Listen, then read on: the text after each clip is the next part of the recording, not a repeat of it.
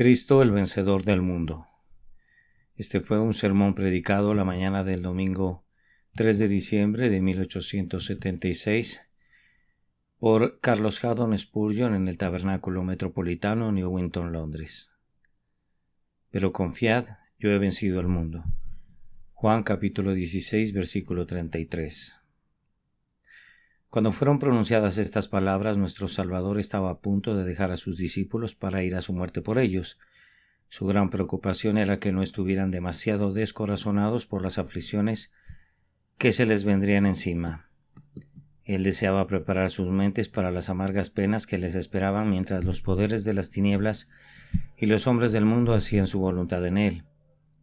Observen ahora, amados, que nuestro Señor Jesús, en quien habita la infinita sabiduría, conocía todos los secretos manantiales del alivio y todas las santas fuentes de consolación en el cielo y debajo del cielo, y con todo con el objeto de consolar a sus discípulos habló, no de los ministerios, o más bien de los misterios celestiales, ni de los secretos ocultos en el pecho de Dios, sino que habló con respecto a sí mismo. ¿No nos enseñan con esto que no hay mejor bálsamo para el corazón como él mismo, que no hay consolación de Israel comparable con su persona y su obra? Si aún este divino Bernabé, este primogénito hijo de consolación, que se menciona en Hechos 4:36, como lo es el propio Señor, tiene que apuntar a lo que él mismo ha hecho, pues sólo así puede hacer que sus seguidores cobren ánimo, entonces cuán sabio es que los ministros prediquen mucho sobre Jesús a manera de estímulo para los afligidos del Señor, y cuán prudente es que quienes lloran pongan la mira en Él para recibir el consuelo que necesitan. Confiad, dice, yo, algo acerca de Él mismo, yo he vencido al mundo. Así que, amados, en cualquier tiempo de depresión espiritual, acudan presurosos al Señor Jesucristo siempre que los afanes de esta vida los opriman y que su ánimo parezca áspero para sus pies cansados. Vuelen con presteza a su Señor. Pudiera haber otras fuentes de consuelo, y las hay, pero no serían adecuadas para ustedes en todo momento. Pero en Él habita tal plenitud de consuelo, que ya sea en verano o en invierno, siempre están fluyendo los torrentes de alivio. En su prosperidad o en su penuria, y sin importar el origen de su problema, pueden recurrir a Él de inmediato y verán que fortalece las manos cansadas y afirma las rodillas endebles. Me viene a la mente este comentario adicional. Por el tono que asumió el Señor Jesús, tiene que ser algo más que hombre. Hay ciertas personas que niegan la deidad de nuestro Señor y sin embargo tienen una buena opinión de Jesús como hombre. Han expresado ciertamente muchas cosas altamente elogiosas respecto a su carácter, pero yo me pregunto por qué no les sorprende que haya mucha arrogancia, presunción, orgullo, egoísmo y todo ese tipo de vilezas en este hombre. Si solo fuera un hombre, pues qué hombre bueno, a quien se desearían imitar, diría a vosotros, confiad, yo he vencido al mundo. Esto es demasiado definitivamente para que un simple hombre lo diga. El Señor Jesucristo hablaba frecuentemente acerca de sí mismo y acerca de lo que había hecho, y se encomiaba ante sus discípulos como no habría podido hacerlo nunca nadie que fuera simplemente un hombre de una mente humilde. El Señor era en verdad manso y humilde de corazón, pero nadie con ese carácter se lo habría dicho a los demás. Hay una inconsistencia aquí que nadie podría explicar, sino quienes creen que Él es el Hijo de Dios. Si se entiende que es divino, si se lo ubica en su verdadera posición, como hablando a sus discípulos desde la excelencia de su deidad, entonces se puede comprender que hable de esa manera. Sí, y se vuelve algo infinitamente decoroso y hermoso. Si se negara su deidad, yo soy uno que sería muy incapaz de entender cómo pudieron haber salido jamás de sus labios las palabras que estamos considerando, y otras semejantes, pues nadie se atrevería a decir que era jactancioso. Bendito seas, oh Hijo del Hombre, pues eres también Hijo de Dios, y por tanto no solo nos hablas con la comprensiva ternura de un hermano humano, sino con la majestuosa autoridad del unigénito del Padre. Divinamente condescendientes son tus palabras, yo he vencido al mundo. Si miran este alegato de Jesús sin el ojo de la fe, ¿no parecería algo extraordinario? ¿Cómo podía decir el varón traicionado de Nazaret, yo he vencido al mundo? Podemos imaginar a Napoleón hablando así después de haber aplastado a las naciones bajo sus pies y haber cambiado el mapa de Europa a voluntad. Podemos imaginar a Alejandro hablando así después de haber saqueado los palacios de Persia y de llevar cautivos a sus antiguos monarcas. Pero ¿quién es este que habla de esta manera? Es un Galileo que viste una túnica de campesino y que se relaciona con los pobres y los caídos. No tiene ni riquezas ni rango en el mundo ni honor entre los hombres, y sin embargo dice que ha vencido al mundo. Está a punto de ser entregado en manos de sus enemigos por su propio vil seguidor, y luego será llevado a juicio y a la muerte. Y con todo dice: yo he vencido al mundo. Está poniendo un ojo en su cruz con toda su vergüenza, y también en su muerte subsiguiente, y sin embargo dice: yo he vencido al mundo. No tenía dónde recostar su cabeza, no tenía ningún discípulo que diera la cara por él, pues acababa de decir: seréis esparcidos cada uno por su lado, y me dejaréis solo. Iba a ser acusado de blasfemia y sedición, y sería llevado delante del juez y no tenía a nadie que contara su generación. Iba a ser entregado a la brutal soldadesca para ser escarnecido y tratado despreciativamente y escupido. Sus manos y sus pies iban a ser clavados a una cruz para que tuviera la muerte de un criminal, y con todo dice: yo he vencido el mundo. Cuán maravilloso y sin embargo cuán cierto es. Él no hablaba a la manera de la carne, ni según la visión del ojo. Tenemos que usar aquí la óptica de la fe y mirar dentro del velo, y entonces veremos no solamente la despreciada persona física del Hijo del Hombre, sino el alma que moraba en su interior noble e invencible, que transformó a la vergüenza en honor y a la muerte en gloria. Que Dios el Espíritu Santo nos capacite para ver lo interior a través de lo exterior, y ver cuán maravillosamente la ignominiosa muerte fue el áspero vestido que ocultó la victoria sin par a los ojos míopes del hombre carnal. Los 2 últimos domingos se ha hablado de nuestro Señor Jesucristo, primero como el fin de la ley y después como el vencedor de la antigua serpiente. Ahora vamos a hablar de él como el vencedor del mundo. Dirigiéndose a sus discípulos les dijo: confiad, yo he vencido al mundo. Ahora, ¿cuál es este mundo del que habla? ¿Y cómo lo ha vencido? ¿Y qué confianza hay en este hecho para nosotros? ¿Cuál es este mundo al que hace referencia? Casi no conozco otra palabra que sea usada con tantos sentidos como esta palabra mundo. Si buscan en sus Biblias encontrarán que la palabra mundo se usa con significados ampliamente diferentes, pues hay un mundo que Cristo hizo. En el mundo estaba y el mundo por él fue hecho. Esto es el mundo físico. Hay un mundo que Dios amó de tal manera que dio a su Hijo unigénito para que todo aquel que en él cree no se pierda. Hay diversas formas de este significado favorable. Luego hay un mundo, el mundo que se describe aquí, el mundo entero, que está bajo el maligno, un mundo que no conoce a Cristo pero que está perennemente opuesto a él, un mundo por el cual él dice que no ora, y un mundo que no quiere que amemos. No améis al mundo ni las cosas que están en el mundo. Sin adentrarnos en estos diversos significados y matices del significado que son muy abundantes, digamos simplemente que casi no sabemos cómo definir lo que aquí se quiere descubrir en un cierto número de palabras, aunque sabemos muy bien cuál es el significado. La Escritura no nos da definiciones, sino que usa el lenguaje en una manera popular, puesto que le habla a la gente común, el mundo. El mundo es en gran medida el equivalente a la simiente de la serpiente, tema del cual hablamos el domingo pasado. El mundo quiere decir aquí la representación visible de ese espíritu del mal que estaba en la serpiente y que obra ahora en los hijos de desobediencia. Es la forma humana de la misma fuerza maléfica con la que nuestro Señor contendió cuando venció al demonio.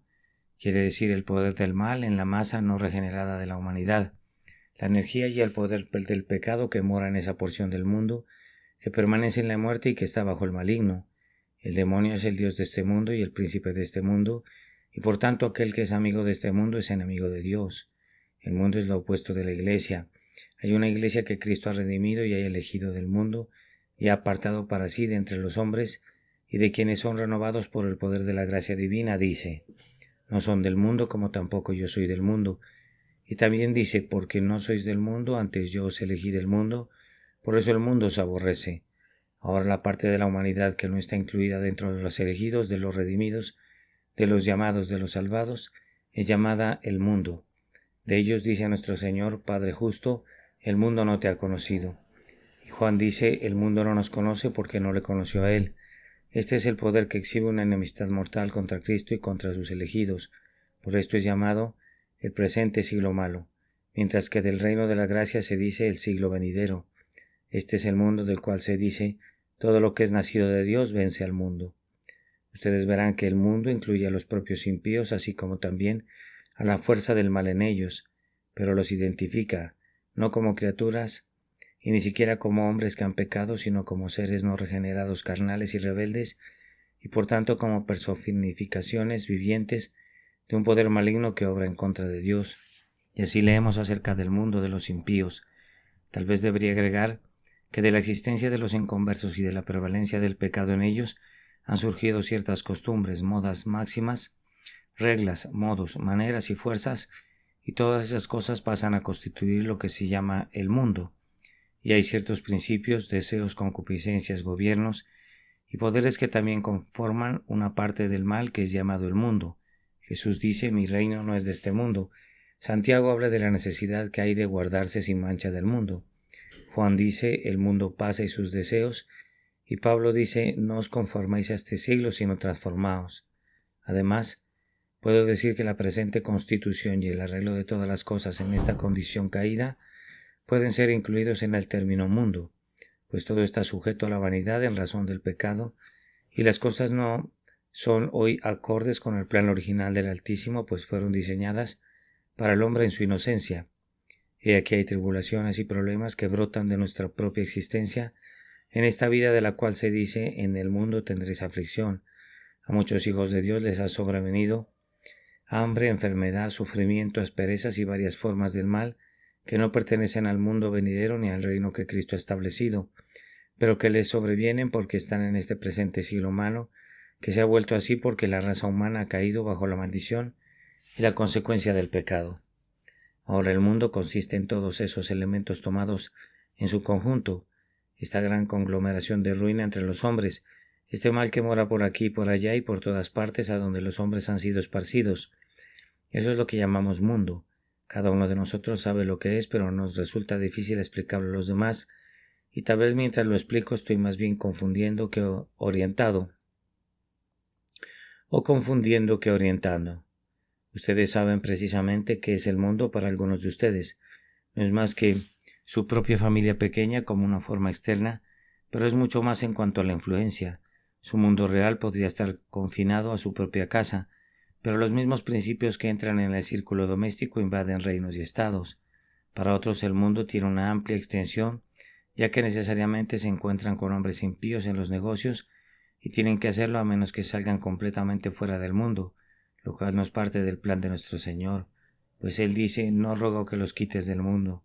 Para algunos que miran a la masa entera de la humanidad y que son llamados a considerar cuidadosamente a todos porque tienen que ser mensajeros de Dios para ellos, las tendencias y las inclinaciones de la mente humana hacia lo que es malo y el espíritu hacia lo que es malo y el espíritu de las acciones de los hombres realizadas en contra de Dios en todas las naciones y épocas, todas estas cosas entran a formar parte del mundo para ellos, pero sea como sea es algo de lo que seguramente provendrá la tribulación para nosotros. Según nos dice Cristo, pudiera venir en la forma de una tribulación temporal, de alguna forma u otra, pudiera venir en la forma de una tentación que se posara sobre nosotros proveniente de nuestros semejantes, pudiera venir en la forma de persecución en mayor o en menor medida según nuestra posición, pero vendrá. En el mundo tendréis aflicción. Somos forrateros en un país enemigo y la gente de la tierra en la que permanecemos no es amiga nuestra y no nos ayudará en nuestro peregrinaje al cielo. Todos los seres humanos espirituales en el mundo son amigos nuestros, pero por otra parte, al igual que nosotros, están en el mundo, pero no son del mundo. Del reino de este mundo, del que Satanás es señor, tenemos que esperar una fiera oposición contra la que tenemos que contender hasta llegar a la victoria si hemos de entrar en el reposo eterno. Ahora, en segundo lugar, esto me lleva al más interesante tópico de cómo Cristo ha vencido al mundo, y respondemos primero que lo hizo en su vida, luego en su muerte y luego en su resurrección y en su reinado. Primero, Cristo venció al mundo en su vida. Este es un maravilloso estudio, la victoria sobre el mundo en la vida de Cristo. Yo pienso que esos 30 primeros años, de los cuales sabemos tan poco, constituyeron una maravillosa preparación para su conflicto con el mundo, y que aunque estando nada más en el taller de carpintería y siendo oscuro y desconocido para el gran mundo exterior, de hecho no se estaba preparando simplemente para la batalla, sino que desde ya entonces estaba comenzando a vencerlo. En la paciencia que le hizo esperar el tiempo oportuno, vemos la alborada de la victoria.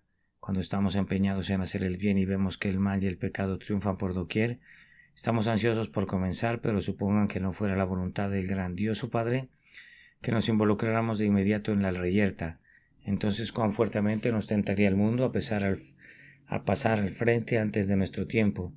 Una transgresión de la disciplina puede ser causada por un exceso de celo, y esto quebranta la ley de la obediencia tanto como lo haría la indolencia o la pereza.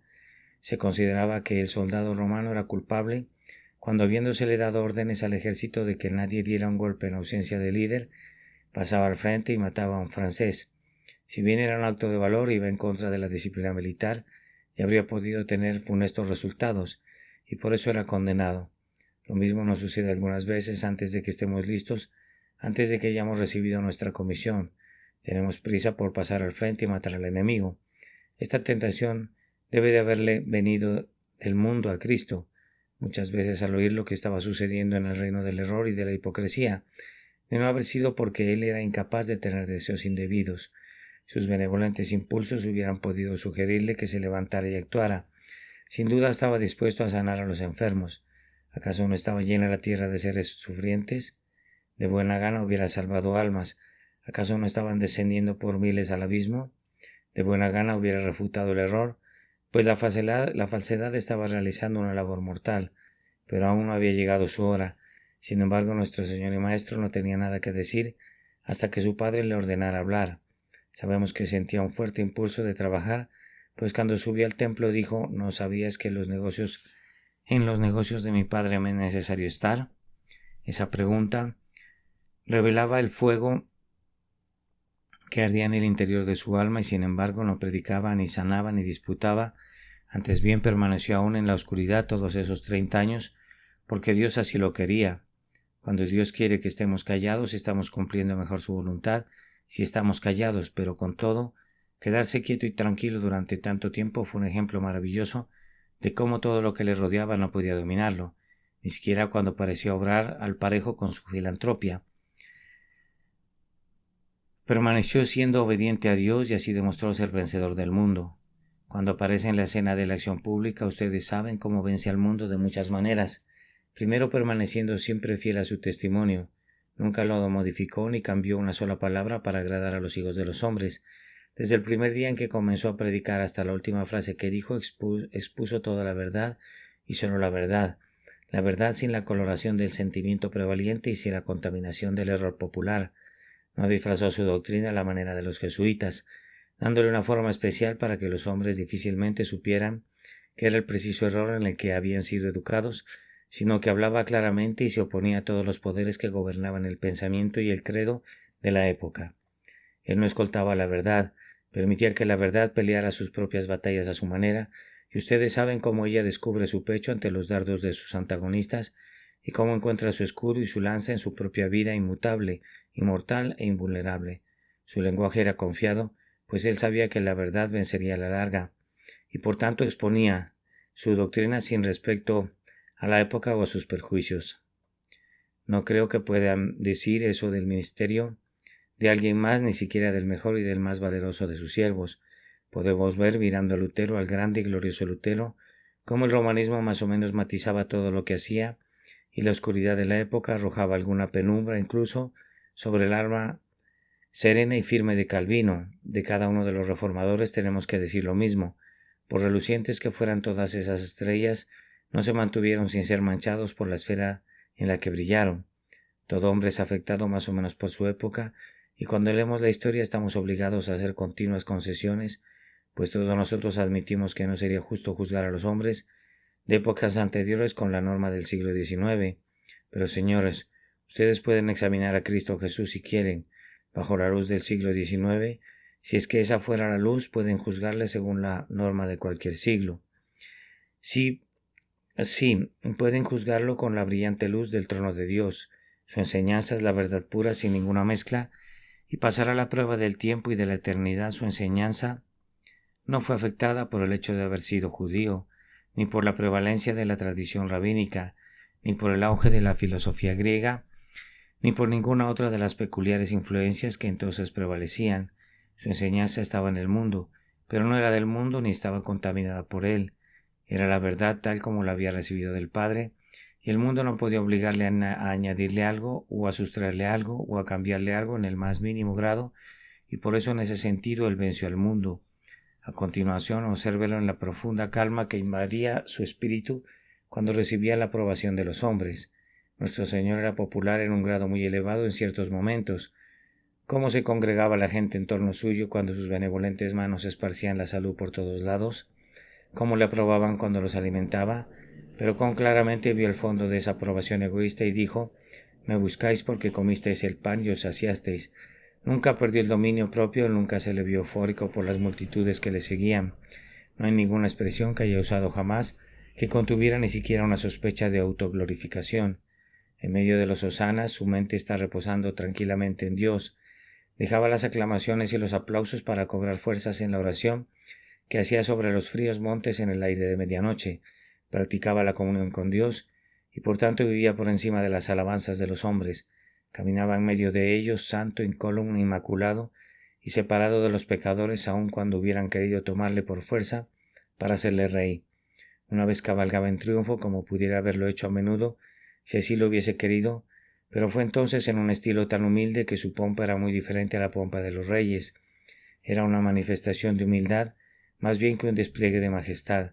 Cabalgaba en medio de los espontáneos hosanas de los pequeñitos y de las personas que él había bendecido. Cabalgaba, pero ustedes pueden ver que no se entrega a ninguno de los pensamientos de un conquistador mundano, a ninguna de las altivas ideas del guerrero que regresa de la batalla teñido en sangre. No, él es todavía tan manso y tan tierno y tan amable como siempre lo fue, y su triunfo no tiene ni una pizca de autoexaltación. Habría vencido al mundo. ¿Qué podía darle el mundo, hermanos? Con una naturaleza imperial como la suya, en la que la humanidad sostenía una comunión tan íntima con la deidad que es imposible de imaginar, ¿qué había aquí abajo que pudiera provocar orgullo en él? Si la trompeta de la fama hubiera dado su nota más excelsa, ¿qué habría podido ser comparada con los cantos de los querubines y serafines a los que su oído había estado acostumbrado a lo largo de todas las edades?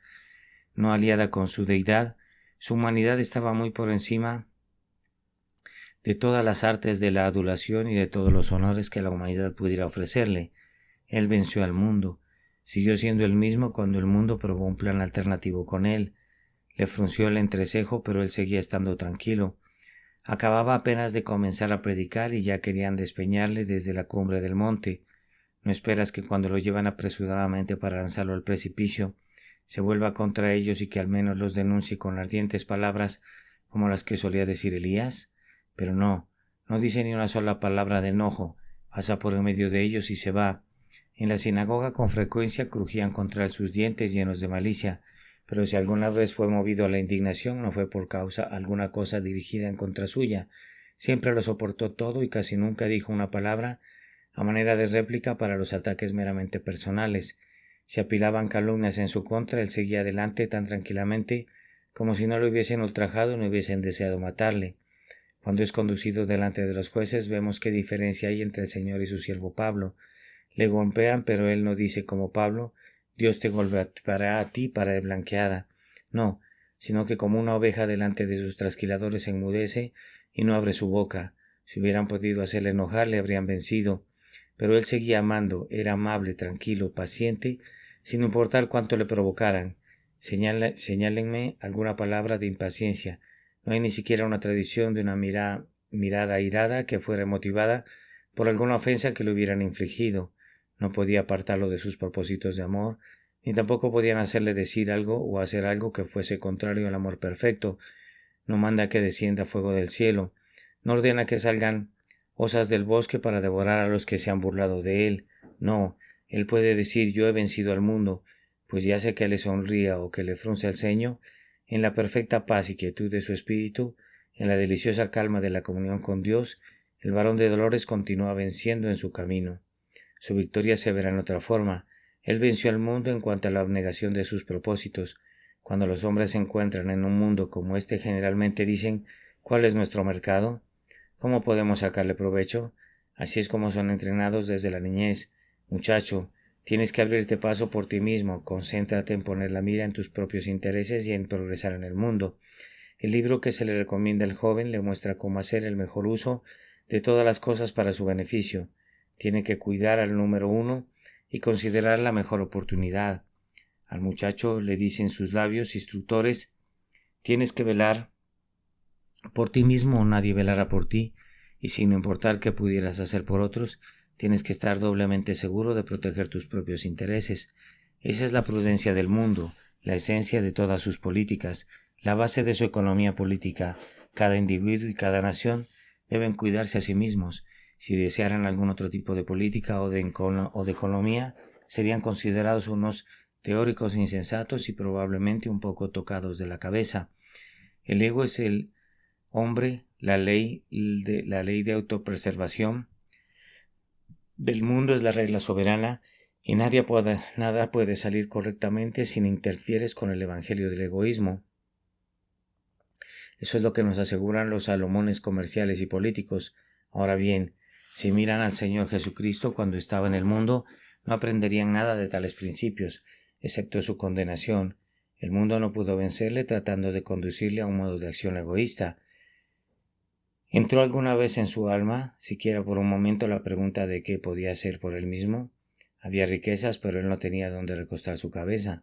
Él había encomendado la pequeña provisión al cuidado de Judas, y en tanto que hubiesen pobres en la tierra tenían la certeza de participar de lo que había en la bolsa. Él le daba tan poca importancia a la propiedad y a las provisiones y a los fondos que ninguno de sus 4 biógrafos hace alguna mención de tales cosas. Él se había levantado entera y completamente por encima del mundo en ese sentido, pues fuera cual fuera el mal con que los más despreciables infieles acusaron alguna vez a nuestro Señor, hasta donde yo sé nunca lo acusaron de avaricia o de ambición o de egoísmo de cualquier forma.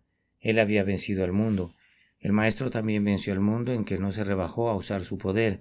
Él no usó esa forma de poder que es típica del mundo, aun para propósitos altruistas.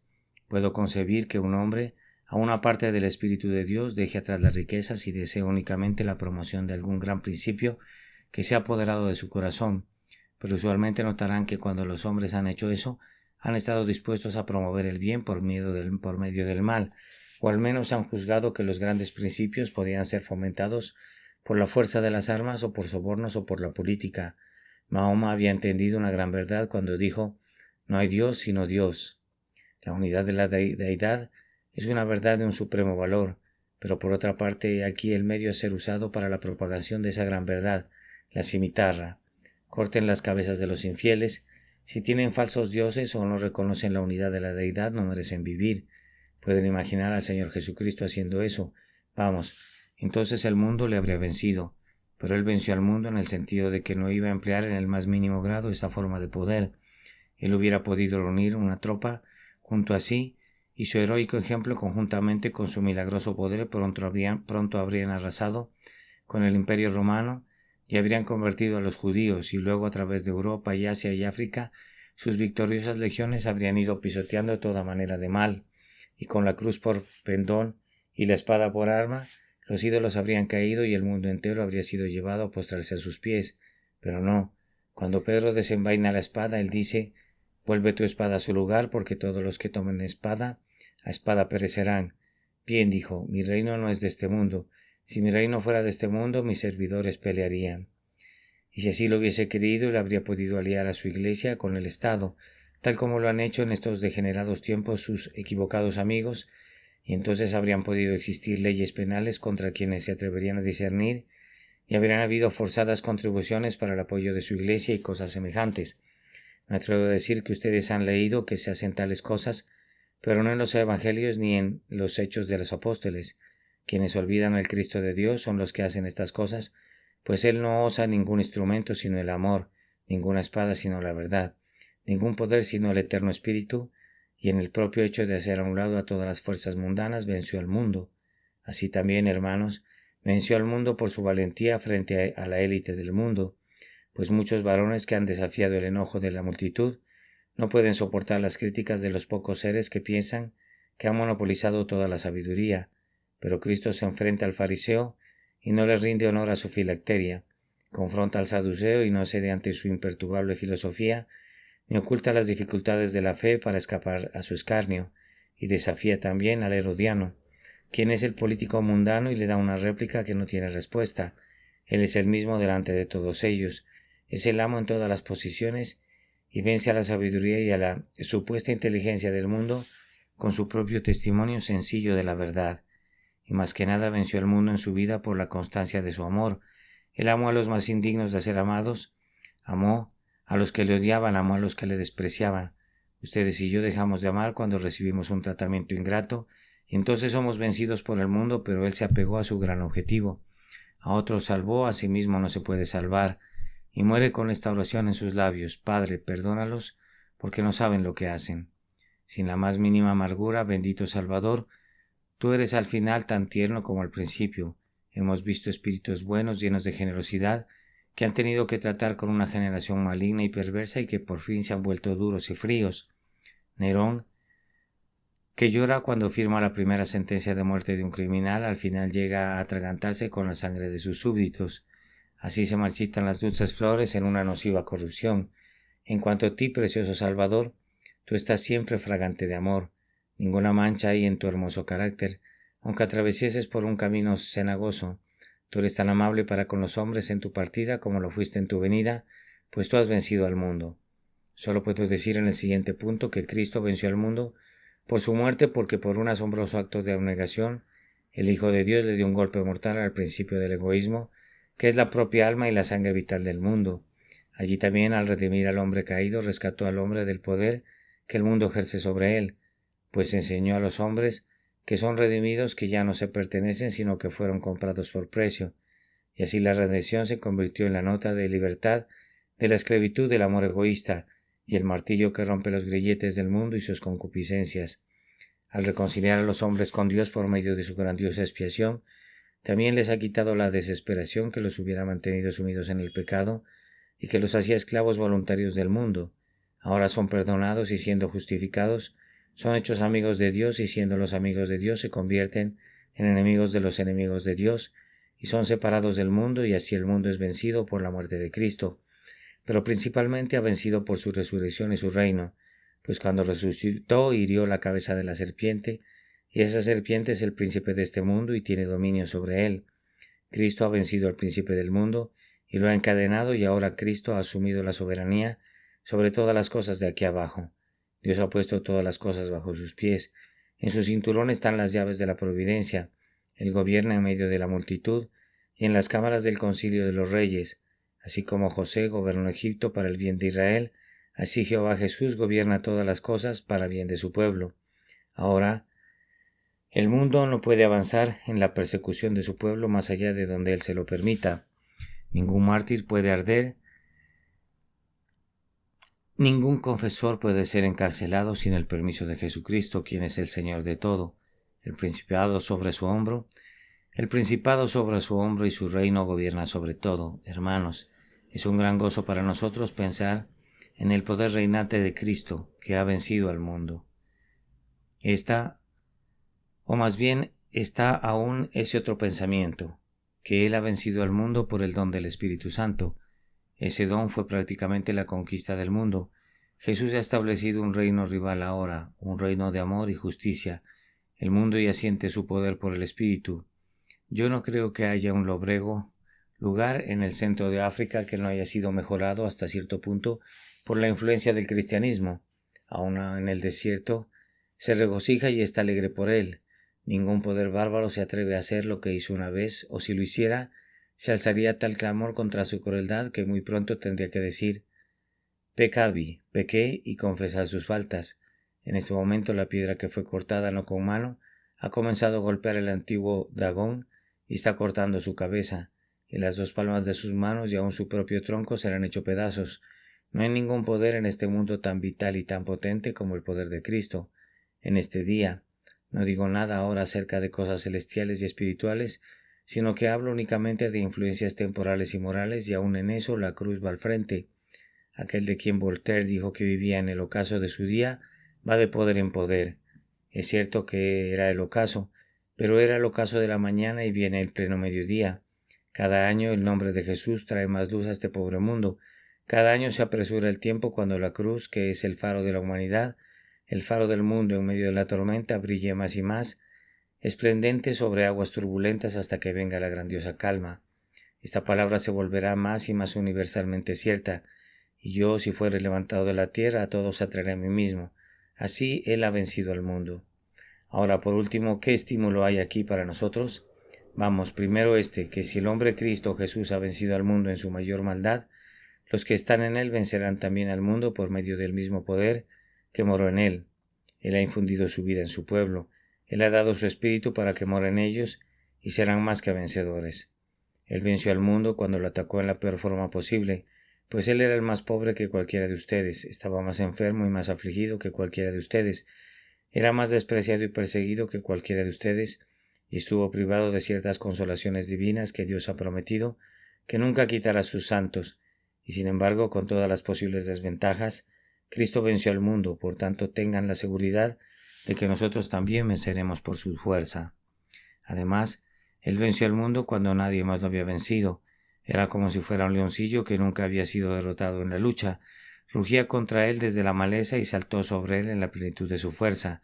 Ahora sí, mayor que Sansón desgarró a ese leoncillo como si fuese un cabrito y lo derribó como algo derrotado, pueden estar seguros de que ahora, que es un león viejo, gris y cubierto de heridas propinadas por él desde la antigüedad, nosotros teniendo la vida y el poder del Señor lo venceremos también. Bendito sea su nombre. Cuán grande estímulo hay en su victoria. Es como si nos dijera: yo he vencido al mundo, y ustedes en quienes habito, que están vestidos con mi espíritu, tienen que vencerlo también. Pero por otra parte, a continuación recuerden que Él venció al mundo como nuestra cabeza y representante, y puede decirse verdaderamente que si los miembros no vencen, entonces la cabeza no ha ganado perfectamente la victoria. Si fuera posible que los miembros fueran derrotados, vemos entonces la propia cabeza no podría reclamar una victoria completa, puesto que es una con los miembros. Entonces Jesucristo, cabeza y representante de nuestro pacto, en cuyos lomos yacía toda la simiente espiritual, venció al mundo por nosotros, y nosotros vencimos al mundo en él. Él es nuestro Adán, y lo que él hizo fue hecho realmente para nosotros y realizado virtualmente por nosotros. Tengan valor entonces, pues ustedes han de vencer. Tienen que sucederles a ustedes lo mismo que a su cabeza. Donde está la cabeza están los miembros, y como está la cabeza, así tienen que estar los miembros. Por tanto, tengan la seguridad de la rama de palma y de la corona. Y ahora, hermanos, yo les pregunto si no han descubierto que así es. ¿No es cierto en este momento que ustedes han vencido al mundo? ¿Gobierna el yo en ustedes? ¿Están trabajando para adquirir riquezas para su propio engrandecimiento? ¿Están viviendo para ganar honor y fama entre los hombres? ¿Tienen miedo del enojo de los hombres? ¿Son esclavos de la opinión popular? ¿Hacen cosas porque son acostumbre a hacerlas? ¿Son esclavos de la moda?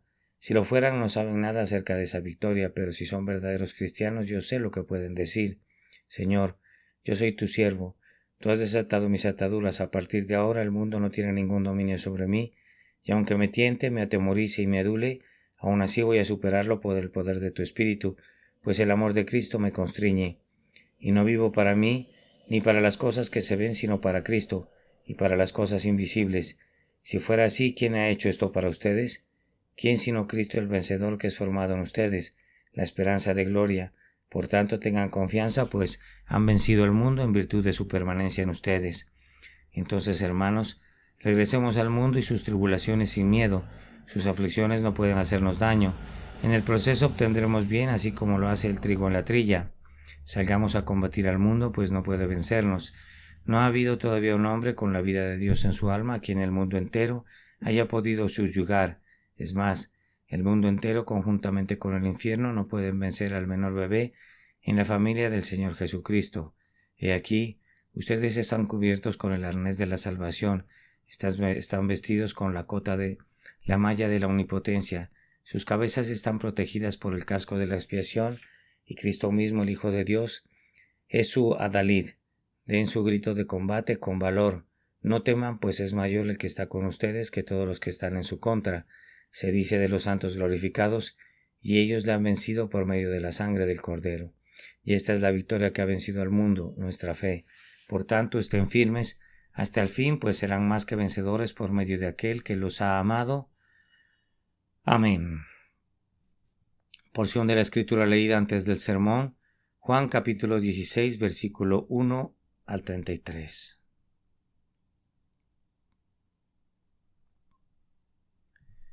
Cristo, el vencedor del mundo.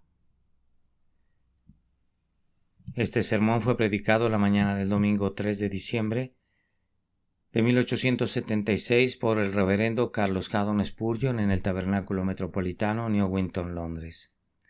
Pero confiad, yo he vencido al mundo. Juan capítulo 16, versículo 33.